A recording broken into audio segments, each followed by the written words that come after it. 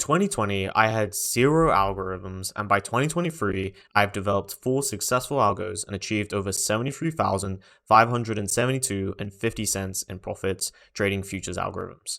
I'm here to share with you my 5-step framework that I used to achieve this success in less than 3 years, and I'm unbiased trading, and let's get straight into this. As the legendary quant Jim Simon said, idea generation is the most crucial stage for any quant. So how do you go about generating ideas for trading strategies?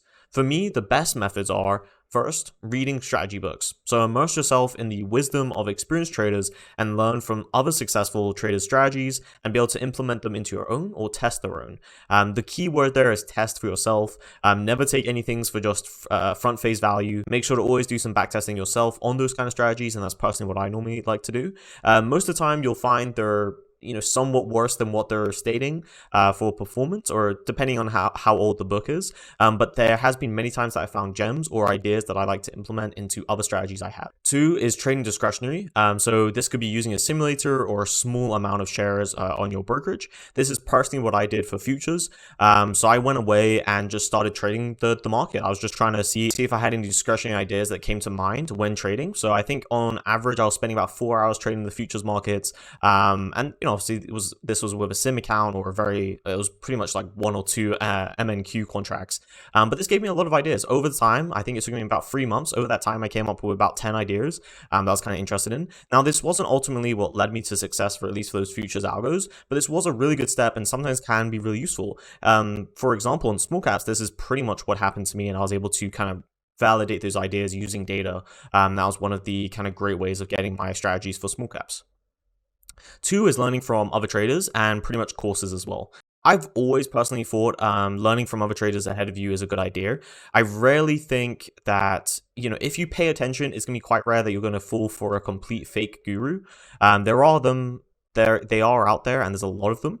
But if you try and look around the good circles of FinTwit, I have done a list of all the traders that I personally like and have followed or even bought something from. And a lot of the time, they have some really good ideas that you can kind of start to implement and test for yourself. That will take you down this kind of idea generation route, so you can start using the strategies or testing the strategies on live markets. This kind of goes as well with courses. So personally, I've taken, I think, Nadro and a couple other courses, and all of those have been really useful.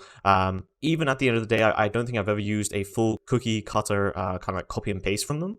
But those ideas and snippets have really held a lot of value for me, and I've been able to implement them into different strategies.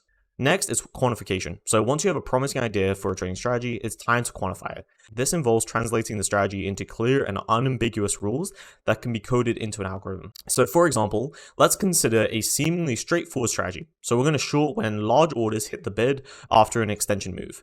This statement will seemingly be clear to most people, but it actually leaves a lot of room for interpretation. What exactly constitutes as an extension? How large is a large order? These questions need to be clearly defined and quantified before the strategy can actually be tested and implemented. And a lot of the times when people jump on with me for a 30-minute call to kind of discuss if I can backtest their strategy, this is the process we go through, is really start thinking in if and or statements. So for example, with that one, the extension move, are we gauging it from open? Are we gauging it from VWAP? Is it between a certain time period? So we're going from 9:30 to 10. What time frame candle are we using? Can we measure it by bars? Or are we measuring it by percentage, ATR? There's a lot of those things that come into it, where you need to really think about that idea and actually understand how you'd want to quantify that certain idea. Next is the testing stage.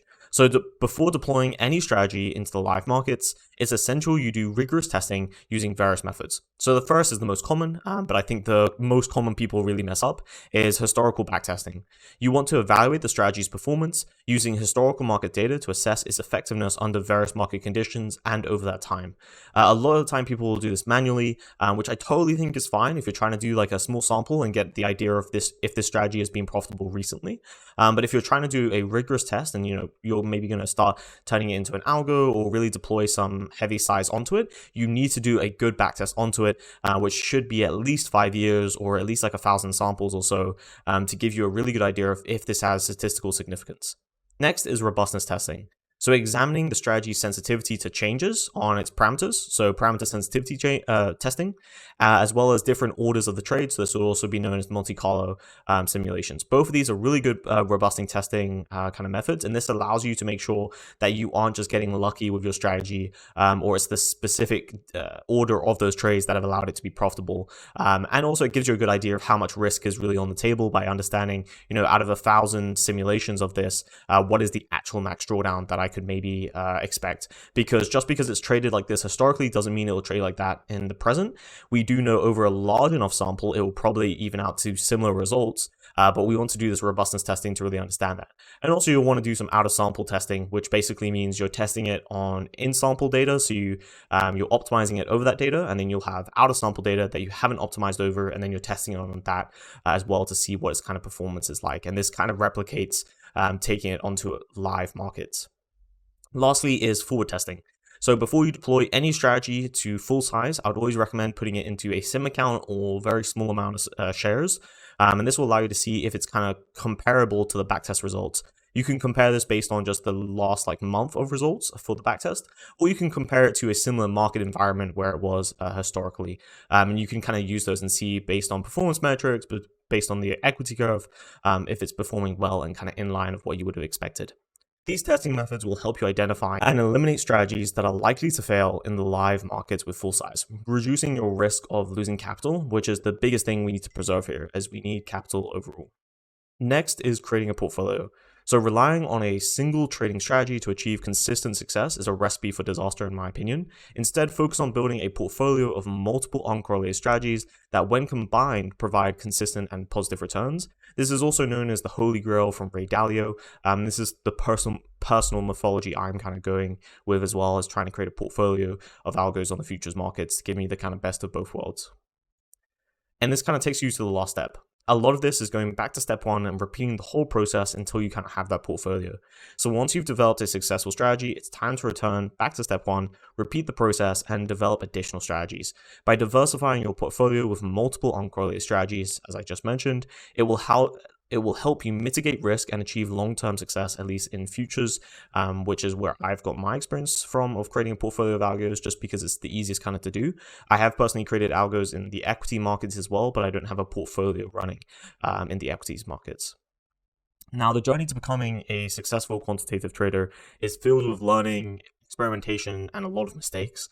So hopefully this has helped you avoid some of those and provided you a framework that you can take for your own and start kind of going through this process.